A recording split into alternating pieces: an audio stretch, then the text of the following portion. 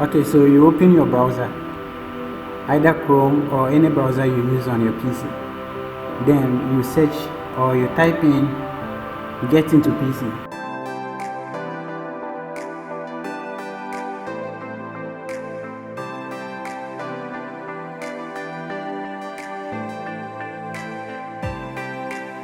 Put the link in the description below. So you search in the search button and you search in when to boot it. So you search when to boot it. Then after searching when to boot it,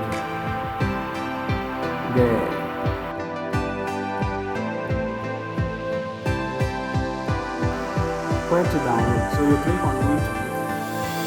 Open a page for you to download. At the end or at the later part of when to boot the page, you find out that there is a download link over there. So you scroll to the last download. So you click on the download. You wait till Linux